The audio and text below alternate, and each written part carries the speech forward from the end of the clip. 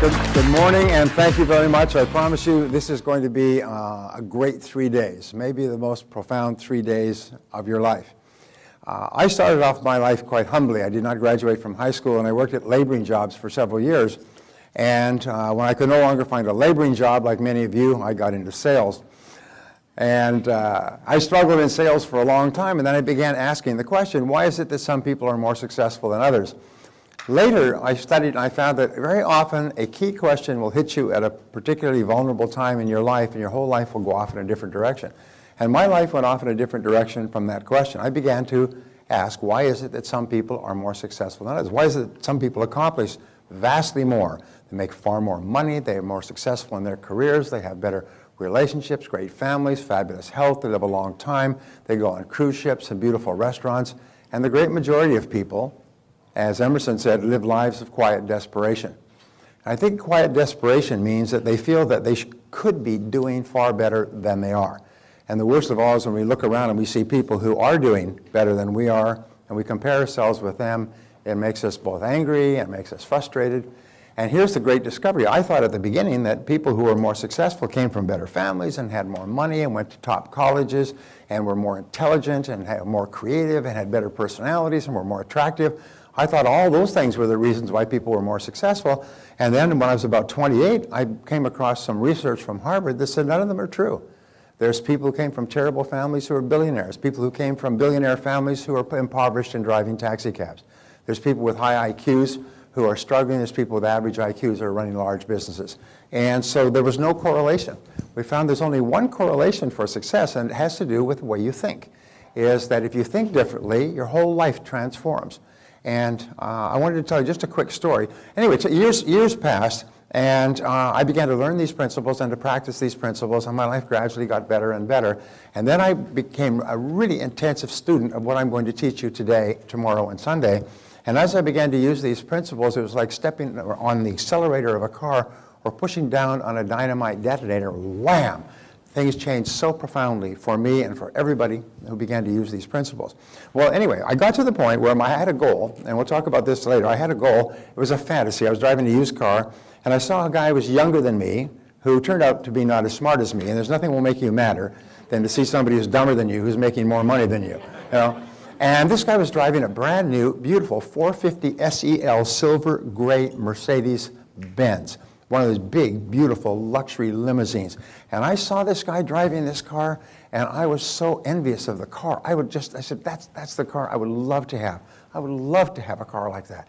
And whenever I saw cars, by now, whenever you think of that, you trigger what is called your reticular cortex, which is a part of your brain that makes you alert to cars. So then you start to see Mercedes-Benzes everywhere. Everywhere you go, you start to see them. And time passed, I was working hard, I was doing something else, and I was calling on the general manager, his name was Mike Malone, I still remember, of a combined Mercedes-Volvo dealership, and we're talking about something else. He said, Brian, he said, I've got exactly the right car for you. And I said, no, not a place like this. He said, come here. He took me, he was on the second floor, he said, there's the car for you. It was a 450 SEL silver gray Mercedes-Benz with blue leather upholstery. It was my dream car. And of course, like most people, I said, no, I can't afford that. It costs too much. And I said, well, don't be too sure. You have your own business, don't you? I said, yes. Well, under our laws, you can buy it through your business, and you can not only deduct depreciation, but you can also deduct 100% of the costs and the interest costs and all the fuel costs. So, and I said, but I couldn't afford he said, we'll take your car as a down payment, so you'll have no down payment.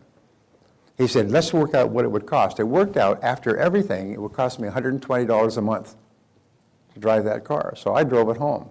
And Barbara said, oh my God, what have you done? Anyway, so I'm driving this car. I'm very happy with this car. So even the boss for the company I worked at was a little bit, am I paying you so much you can drive a car like that? I mean, I had the biggest and best car in the whole company. And it was a large company. And so I was happy, and I would take it out, and we'd get on the highway, and I'd put on the gas, and it would be like a big land boat. And it would go, and it'd pick up speed, and it would just shoot down the highway 60, 70, 80 miles an hour, and so on. And so I was very happy with driving this car, and then I had to have a service, so I took it in to get it serviced. I went to pick it up. I still remember the mechanic's name was Mario, and he had been trained by Mercedes-Benz. He was an excellent mechanical engineer. And he said, no, he said, I found a major problem with your carburetor. He said, one of the previous service people had put in the valve, the acceleration valve, backwards. So instead of it spraying open, it was spraying down. I said, well, I've never noticed any difficulties. I mean, it runs fine. He said, well, I think you'll notice the difference. He said, but you've got to be very light on the pedal. I said, oh, okay. So I got in the car, and I was used to stepping on the gas, and the car started to, pick up speed and start moving, slowly. So I still remember, I got into the parking lot. I started up, I stepped on the gas, and the car went, pew, like that, and shot across the lot and into the street where the traffic was. I had to slam on the brakes to stop the car from going straight into the oncoming traffic. And I had to back it up. I said, what on earth happened? He said, well, the valve was in backwards. And so from then on, here I was driving this car. I thought it was doing real well. I was quite happy with it. I was more than happy with it. But with one change of one valve, was able to turn that into almost like a racing car. I got 3 speeding tickets in the next 30 days. I mean, because I would just just touch that gas pedal, and the car would go blam, like a car in a road race. And the lesson that I learned from that was very interesting. It was that within each of us, there's a control valve like that, sometimes several. Sometimes you have to go through, just like a mechanic, and go through all of the valves. But what happens is if you can find that control valve and you can reverse it, change it, correct it, and the control valve is mental and emotional and psychological, you can suddenly explode in terms of your potential, what you can do and what you can accomplish and how you feel about yourself. All of these wonderful things can happen for you. And almost every one of us has a block there. This, again, I spent 4,000 hours studying this very subject of blocks. From Sigmund Freud, from 1895 all the way through to today, the very best psychologists say that within each person there's enormous potential. However, there are blocks that we have, and they're almost always psychological blocks. They're not blocks on the outside, they're blocks on the inside. So what we'll do today is we'll start talking about how you can release more of your potential than you ever dreamed possible. And I will give you the tools that work. I've given this program to more than 1 million people in 38 countries and 27 languages. On video, I've trained live presenters, and the feedback in every culture, every language, every nation is the same. I have 300 centers in China that give this program in Chinese because the Chinese are very, very aggressive about learning and growing and eating our lunch if they possibly can. So I'd like to show you and talk to you about some basic ideas. Here we go. Truth number 1 is that you're a thoroughly good person in every way. It's interesting how simple this is as a statement, but it's amazing how many people are really not convinced of that. They're not convinced that they're a thoroughly good person. We'll talk about the reasons for this. They question themselves, they question their goodness, they question their honesty, they question the depth of their character, but the fact is that you are a thoroughly good person. You're a completely good person, almost like a diamond in every way. And when you accept that as a truth, your whole life and your attitude toward life changes completely. The second thing we know is that you have more potential than you could use in 100 lifetimes. And this is a major subject, was a major reason why we started this, is that whatever you're earning today, you could be earning 2, 3, 4, 5 times as much. Whatever you're achieving today, you could be achieving vastly more. And you could never use all of your potential. There are average people, when you look at people, and I work with them, I work with people who are millionaires and multimillionaires and centimillionaires, 100 millionaires and billionaires. And almost every one of them started with nothing, started unsure about themselves, started doubting themselves, started off with limited background, started off with no money, and achieved extraordinary things in their life because they realized that they could use more and more of their potential. Now here's our discovery. The more of your potential you use, the more becomes available to you. The more you use, the more becomes available to you. It's almost like as you're coming out of a valley, as you come up higher and higher in the valley expands and expands, and what you can do expands as well. The third is that you have the ability to be, do, and have more than ever before. So whatever you've accomplished in your life today, this was Maslow's great breakthrough, is it's only a shadow of what is truly possible for you in the months and years ahead. And if you've accomplished great things, people say, well, I'm doing pretty well. I said, well, if you're doing pretty well without these ideas, just think what you could be doing with them. I mean, if you're doing really well already, think what you could be doing if you could unleash more of that potential. Once upon a time, I had a gentleman come to my seminar, and he looked very nice. He was very well turned out, very well dressed, a very confident, positive, happy person. And as he went through the seminar, he got vast amounts out of the seminar. But I said, so where do you come from? What are you doing? And he told me a story, which I thought was quite remarkable. I never forgot it. He said, well, his grandfather came out, this was in Western Canada, it was in Alberta, came out to Alberta at the turn of the century and homesteaded. At that time, you get 160 acres and you could homestead, and if you worked the land for 5 years, then you owned the farm. Well, it was what we call scrub land. It wasn't very good land. And he said his grandfather eked out a living, basically raising a certain amount of grain, certain amount of grass, raising cattle, and so on. And then he passed the farm on to his son, who turned out to be this man's father. And his father struggled with the land for years through the wars and into the 50s and 60s. And he died, and he passed the land on to his son. So it was scrub land, and he could never make it work. So the only thing he could do was raise goats. And he was raising goats, and he was on welfare. And he was living in the same crummy old house that his grandfather had built and trying to raise 2 or 3 kids, and they never had any money, and they lived off goats and goat milk and welfare checks. And one day, an oil company came along and said, you know, we're doing some seismological tests in this area. Could we do some tests on your land to see if there's any oil down there? And he said, sure, do whatever you want. And because he said, I've got nothing going. So they put down a test well, and they found a pool of oil. And they immediately signed a royalty agreement. It's a standard royalty agreement that gave him, I think, $10 a barrel as a royalty. They began to pump 8,000 gallons or 8,000 barrels, whatever it was, 8,000 barrels a day, $10 a barrel, 8,000 barrels a day out of his land, and they reckon it would go on for at least 20, 25 years. He went from basically being a goat farmer on welfare to getting an income of, how much is that, $10 times 8,000?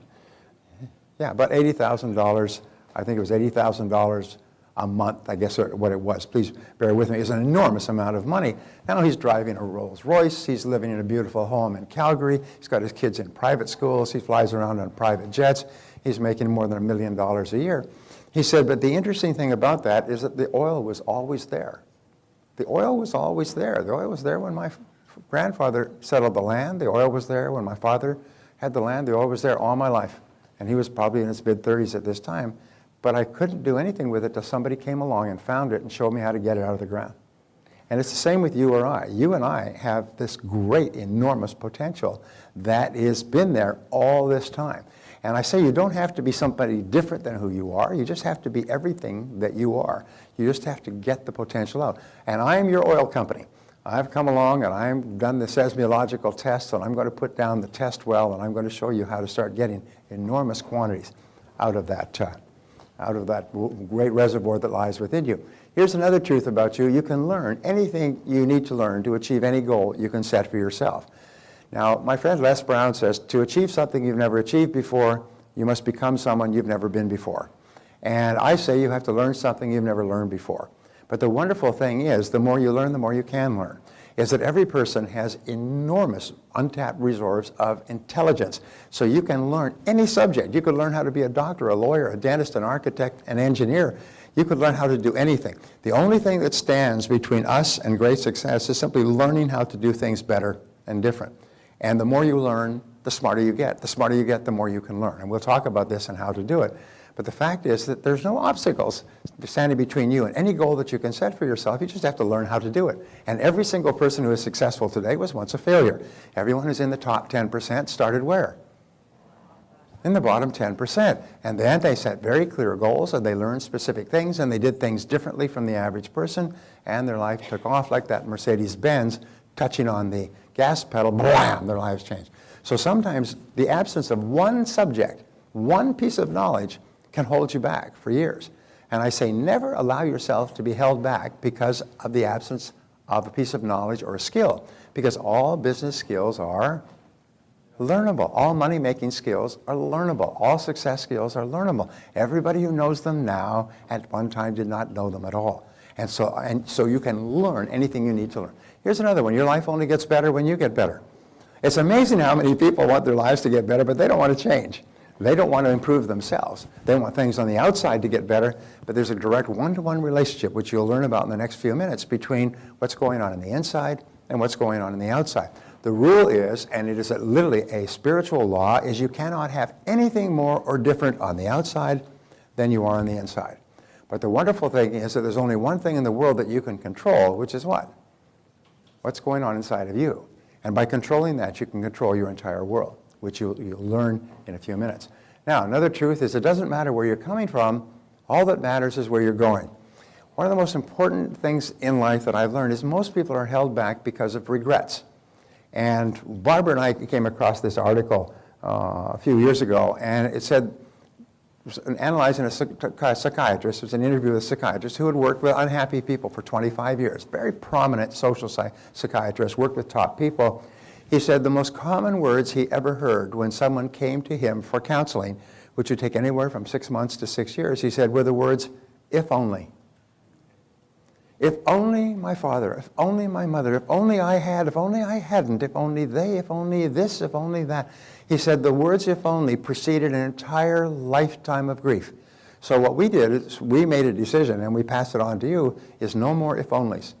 No more if onlys in life. Never say the word again. As far as we're concerned, the past buried the past is gone. There's no more if onlys in your life. And when you leave all of your if onlys, all of your regrets from the past, suddenly your whole life starts to open up. So from now on, just remember, all that matters is where you're going. You cannot change the past. One of the great rules in life is never be upset about something you can't change, and you can't change a past event. So what we do is just let the past events go. Probably 90%, 95% of all unhappiness is caused by past events, which can't be changed anyway. Once you let your past events go. I had this discussion with a very smart woman. She was interpreting for me in Kiev, in the Ukraine.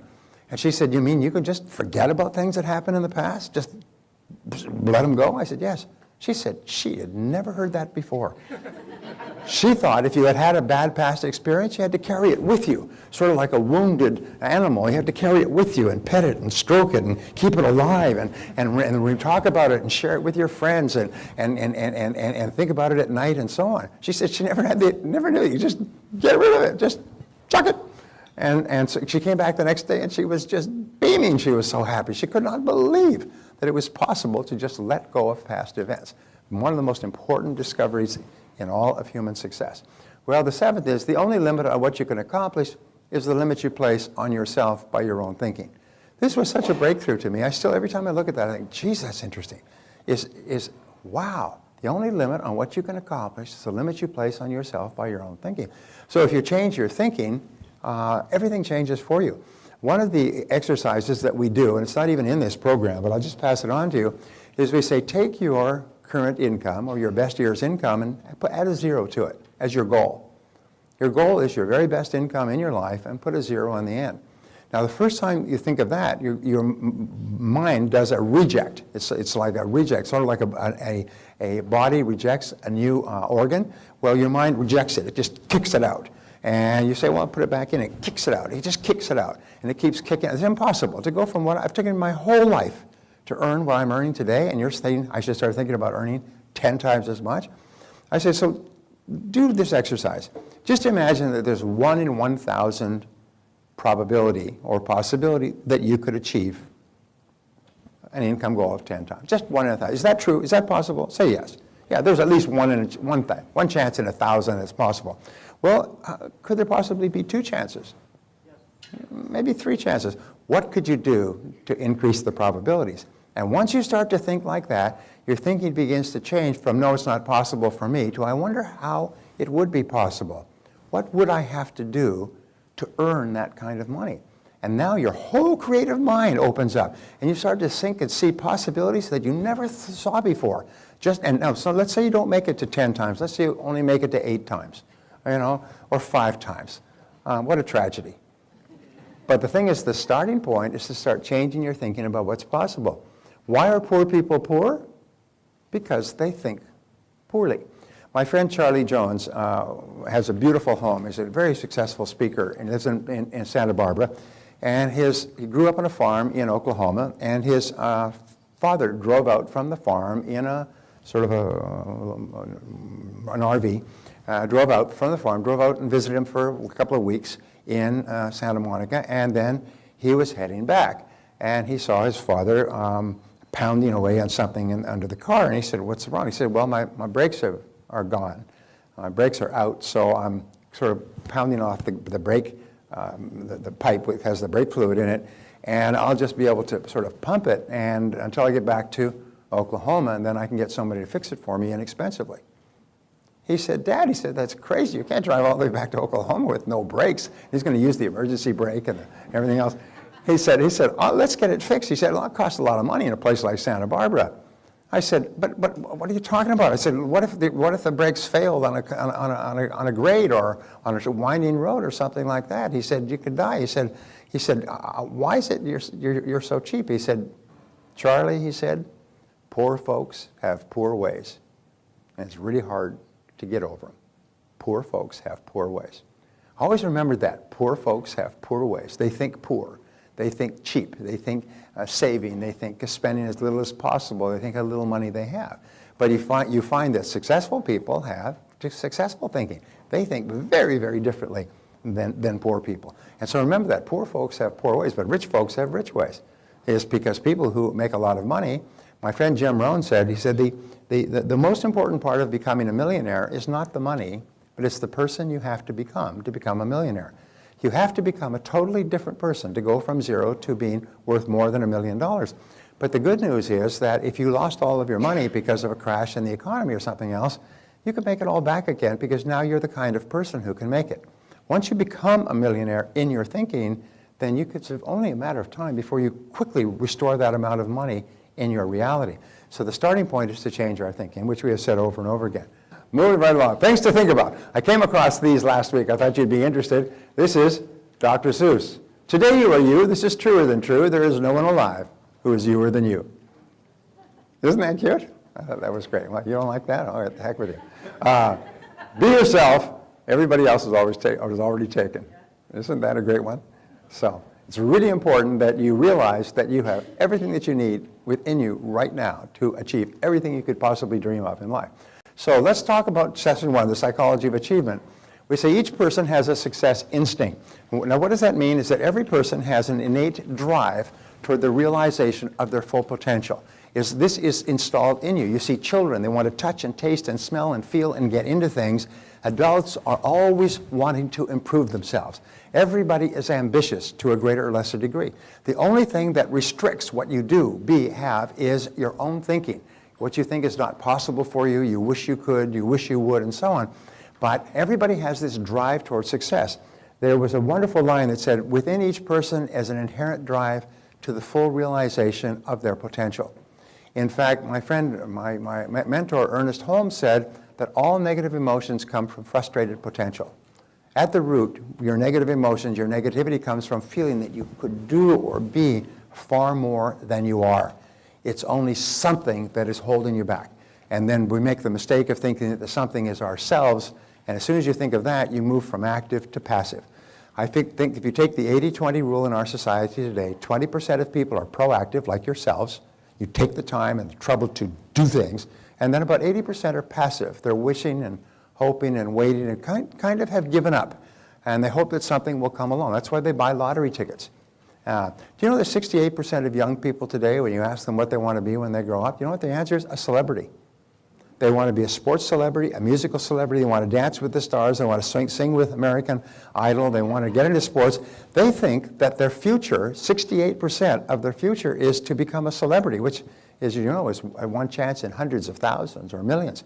And that's their thought. That's why they're so obsessed with all of this Facebook and Twitter and all the Oprah, the front page newspaper, Oprah's last appearance. I don't know about you, but see, Oprah's on in the afternoon. Now, if you're watching Oprah, it means your life sucks. You don't have a life. So all the people watching Oprah are people who are at home in the afternoon, who got nothing going, and it's front page. You know, the Oprah, God bless her, Oprah could come and go, and Oprah could be on the front page of every newspaper for 50 years and have zero effect on your life, and nothing to do with your life, and yet people are obsessed with Oprah, Twittering Oprah, Facebooking Oprah. I just go, geez, what's the matter with that? You could be spending time with the people you care about. Spend as much time with your kids as many people spend with Oprah, and you have a wonderful family. Anyway. So each person has a success instinct. There are 7 ingredients of success. When I started talking about success, people said, well, how do you define success? How do you define success? And there's an old saying, before you do something, you have to do something else first. So before we start talking about becoming more successful, we have to talk about is what is success. So number one ingredient of success is peace of mind. Peace of mind occurs naturally in the absence of fear and negative emotions. If you look at all spiritual doctrines, all religion, all meditation, all philosophy, all great thought, and all of history, it is to bring people to the point of thinking where they enjoy complete peace of mind. The rule is that if you set peace of mind as your highest goal, you'll probably never make another mistake. If you set peace of mind as your highest goal, everything else will fall into place. And if you achieve everything else in the world, but you do not achieve your own peace of mind, you'll consider yourself a failure. You'll be unhappy, you'll be frustrated, you'll be irritated, you'll be angry, and so on. So peace of mind is the critical thing. And so you have to keep asking yourself, what are the things that occur that give me peace of mind? When do I enjoy the highest level of peace of mind? And when you have no fear and no negative emotions, your mind is like a vacuum. What flows in is complete peace. When you have solved all your problems, when everything is fine, you just feel completely at peace. And those are what are called the peak experiences of your life. Those are when you are the happiest of all. And this is not something that occurs accidentally. You walk along and you trip over some peace of mind and pick it up and put it in your pocket. You have to deliberately design your life so that you feel a great sense of peace. And of course, an extension of that is happiness. Aristotle said the ultimate aim of all human behavior is to be happy, just to achieve your own happiness. When I read Ayn Rand's material many years ago, she said the ultimate measure of how well you're doing as a human being is how genuinely happy you are. And if you can accomplish everything else in the world, but you're not a happy person and you don't enjoy inner peace, well, then to that degree you've failed. And you read these stories of people who are extremely successful, make an enormous amount of money, they snort coke, they drink themselves into oblivion, they go on tours around the country like Charlie Sheen, and then some of them go home and shoot themselves. And they've got all this money and all this fame and all this glory, but they have no sense of inner peace. So that's where we start. The second ingredient of success is health and energy. It means, with health and energy, it means that you have abundant health and just a non-stop flow of energy. The energy just flows. By the way, I've designed this workbook so that you're going to have to pay attention. Because if you don't pay attention, you're going to miss all the key points. And I've written it out, so all you have to do is put in a word or two. But it's very important. So health and energy is important. It means you have a boundless amount of health. And the true measure of health is how much energy you have. You get up in the morning and you feel energetic, you feel happy. And when you're really happy and excited about your life, you tend to have a boundless flow of energy. And of course, today, it's possible for us to live longer and live better than has ever been possible in all of human history. And our job is to take advantage of that.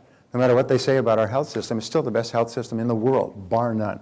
Nobody ever goes from the United States to some other country for health care unless they want to go to Mexico and get some of those bogus cancer drugs, which promptly kill them. Nobody has ever been cured by one of those non-traditional, out of the country, somewhere in Africa or Mexico cures. All the best health care is right here in the U.S. And so our job is to take advantage of it. Now the third is loving relationships. This is really the most important of all. If you have inner peace and you have good health, then your loving relationship are terribly important. 85% of the success you enjoy in life will be determined by how well you get along with other people. If you are having problems with other people, that will immediately interfere with your peace of mind and will very quickly interfere with your health. Most illnesses today are psychosomatic in origin. Psycho, the mind, makes soma, the body, ill. And why is it? It's because of anger and frustration and problems, almost always with people. About 85% of our problems come with hair on top and talk back. The fourth ingredient of success is, you measure a loving relationship by how much you laugh with the other person. How much you laugh. And this is really the critical measure of the health of a person. A person can't say, well, I don't laugh very much, but I'm really healthy. No, sir, you have a lot of problems. Because human beings are the only creatures in the world that laugh. Did you know that? Is they actually laugh, and they laugh spontaneously. And the laughter comes from inside. It comes from the soul. It comes from the heart. It comes from everything in the outer world being fine. And so the more you laugh, the healthier you are.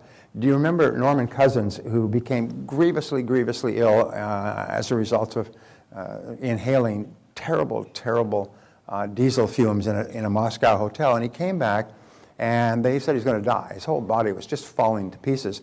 And so he moved out of the hospital to a hotel room near the hospital so he could get treatment.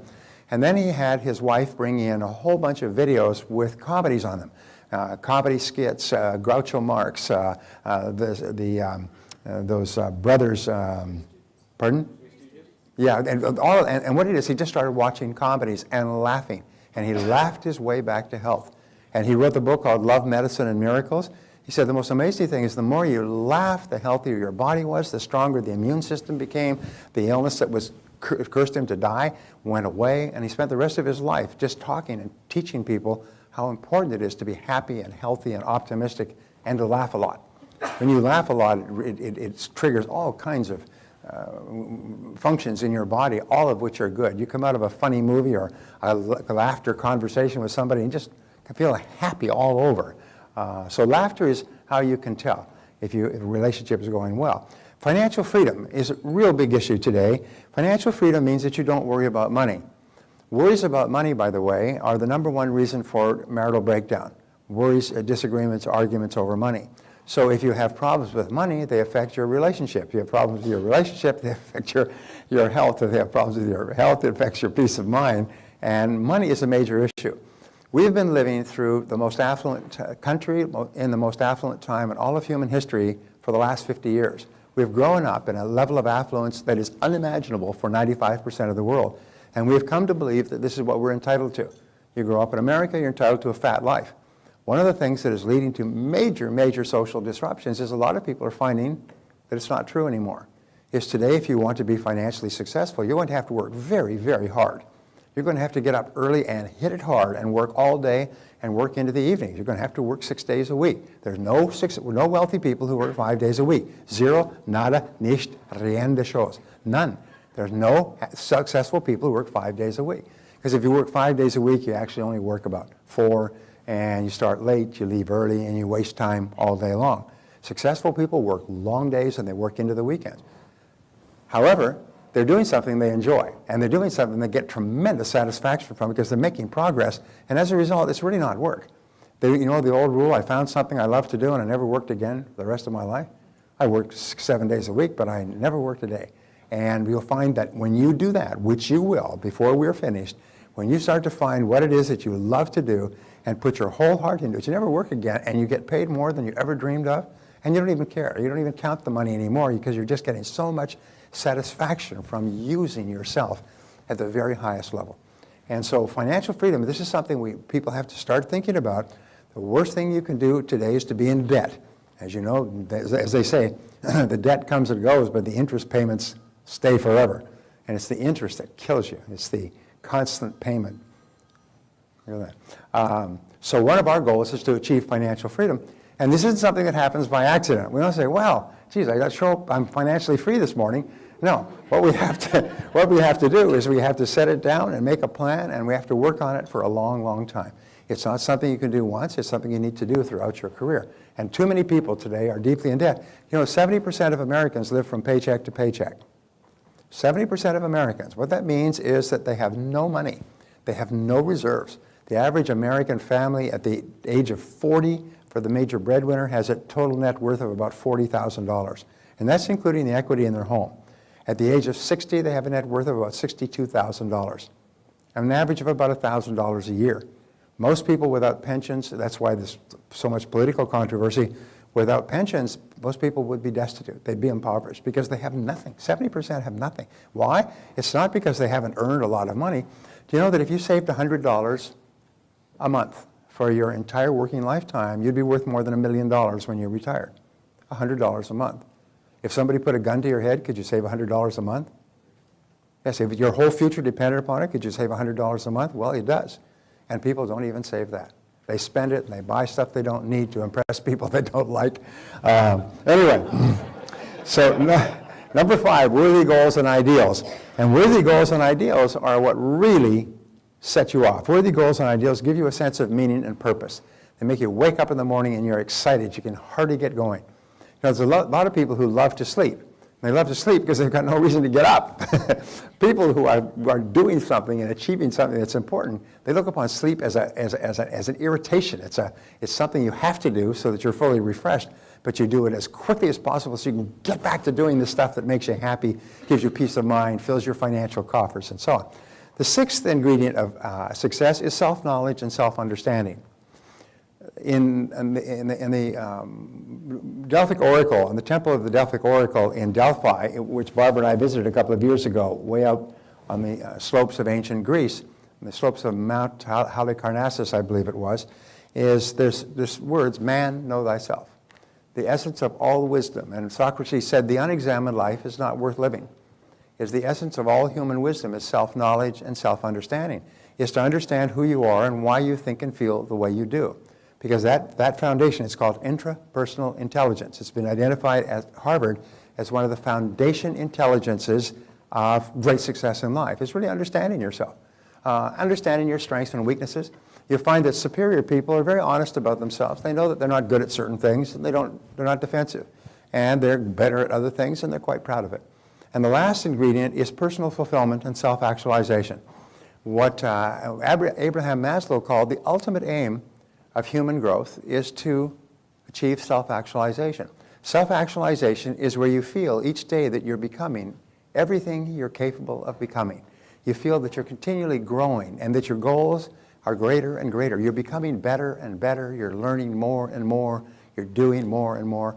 And you find that what Maslow found is about only 2% of the population actually reaches the high level of self-actualization, where they really feel that their life is just terrific. It's just expanding and it's wonderful and they've got so many things going on and they're happy most of the time and they're cheerful and so on. Get along wonderfully with others. Only 2%. He called self-actualization being, and the achievement of self-actualization the fulfillment of a being need, of being as a person. He said the 98% of the population are plagued by what he called deficiency needs. Is they're constantly compensating for their inner deficiencies and their worries and their doubts and their fears and their past experiences and so on. Only 2% reach self-actualization. Before we're finished, we'll all be at that 2%, where the deficiency needs just drop off like the first stage of a rocket out of Cape Canaveral and are gone, and then you just have the command module. So what I'd like you to do now is I'd like to take, let me finish the last one. We say the key to success is, first of all, understanding. And understanding is, is understanding yourself and understanding your world. And that takes some time, it takes some study. And the second is effort, is you have to work. You have to be willing to make the efforts necessary. When I began to study Ouspensky and Gurdjieff many years ago, they called it the work. And there's always work that you have to do. If you want to become physically fit, if you want to lose weight, there's a lot of work that you have to do. And unfortunately, most people, the bottom 80% of people, are lazy. Actually, there are three types of lazy. They're lazy, very lazy, and bone lazy. And one of the greatest problems we have in our society today is lazy people who want the rewards that hardworking people get.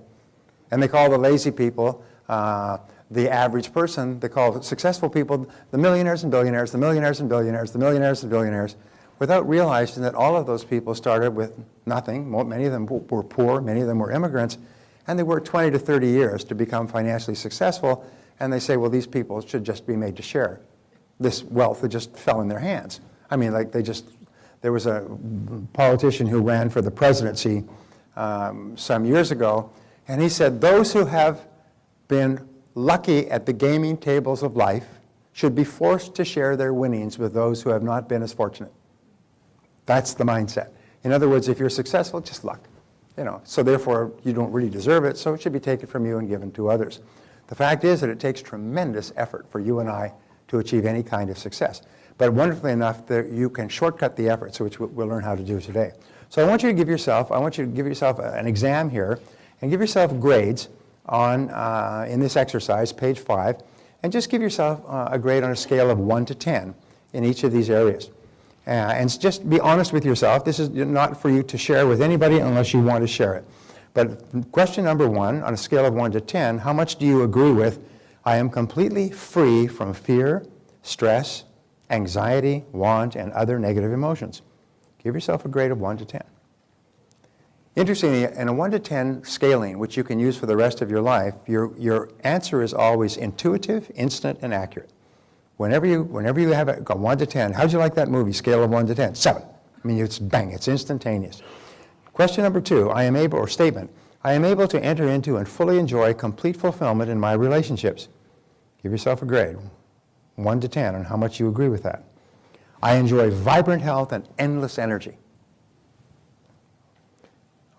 So that's 1, and 10 would be the highest.